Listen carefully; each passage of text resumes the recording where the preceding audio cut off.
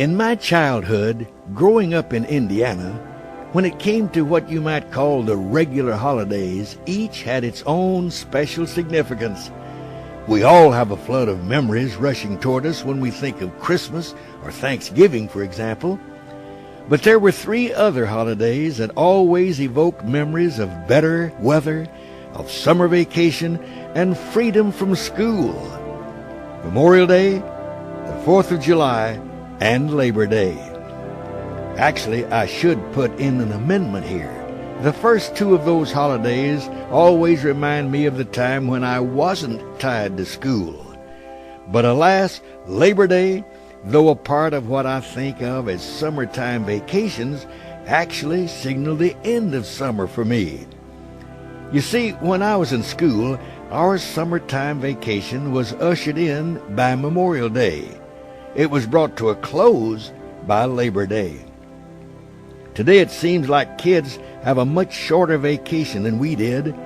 Often we got out of school a few days before Memorial Day. Now things are different. But back to the three warm weather holidays. Of the three, Memorial Day has a special spot in my heart. You may remember that the holiday began as Decoration Day, a time set aside to adorn the graves of the dead from long-gone wars. I can remember as a child going to a small cemetery in a little town where my mother had grown up. She would decorate the graves of her long-gone parents and aunts and uncles. Often soldiers of past wars would show up in uniforms in which they served. I remember asking my mom about some veterans in what I thought were odd-looking outfits. They served in the Spanish-American War, she told me. You'll learn about that when you get older. For me, though, eventually Memorial Day became less of a time to decorate graves and more of a time to share a wonderful ritual with my mom and dad. I was an only child until I was 10. By the time my sister was born, I was already suffering from a condition that many people who are an only child developed.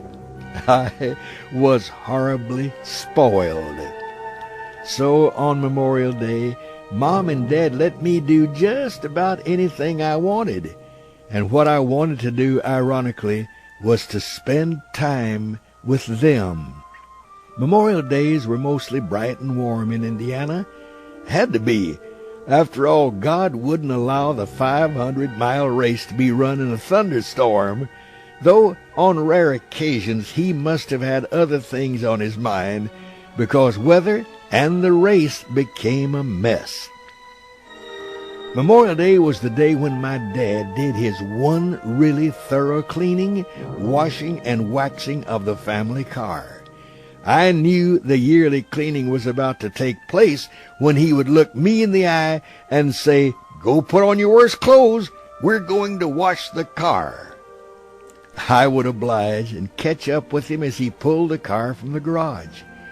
We'd hook up the garden hose and go to work.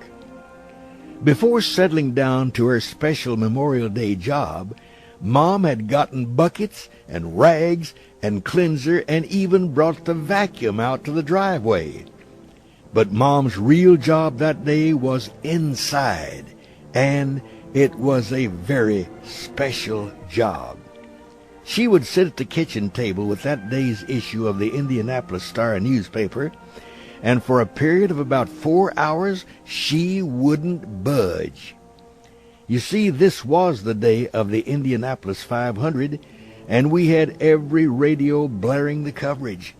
All across Indiana, it was the same story. It seemed that all were tuned in. From Indianapolis, Indiana, scene of the world's greatest race cars, this is Sid Collins saying welcome to the Indianapolis Motor Speedway. On the front page of the Indianapolis paper was a listing of all 33 drivers for the race and a grid to keep track of their progress at 100-mile intervals. As she listened to our big kitchen radio, Mom filled in the blanks. In her mind, she was the chief statistician for the race. And she wasn't alone. There must have been tens of thousands of ordinary moms who, for one day, pencil in hand, were the official recorders of the Indy 500. Out in the driveway, Dad and I had all 4 doors of the car open. We pulled out floor mats, cleaned windows, rearranged the glove compartment. But before doing any of this, Dad had cranked up the car radio so we could listen to coverage of the race. It began with a masterful setting of the scene. We could hear the fans cheering, all 500,000 of them. We heard the national anthem and the singing of Back Home Again in Indiana. Then we held our breaths as the words, "Gentlemen, start your engines," were spoken by track owner Tony Hullman. Gentlemen, start your engine! A thunderous roar went up as 33 of the finest racing machines in the world thundered to life. For the next 500 miles, we were wrapped up in the incredible word pictures that an amazing crew of reporters was painting.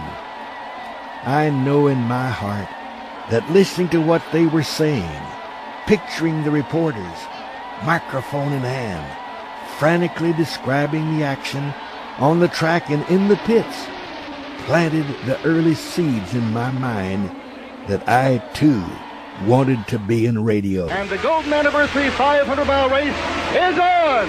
The number 1 bird and Mike Ahern. The chief announcer was Sid Collins. He set the standard in the world of race broadcasting. It was Sid who invented a special cue for local stations when it was time to take a break. Now stay tuned for the greatest spectacle in racing. Even today, when I hear that phrase, I get goosebumps. A decade later, Sid would come to Indiana University and guest teach at one of my journalism classes. At the end of the lecture, he asked if any of us had questions. I raised my hand.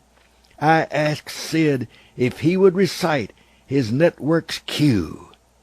He smiled, drew breath, and spoke the phrase. I knew at that moment I had chosen the right career.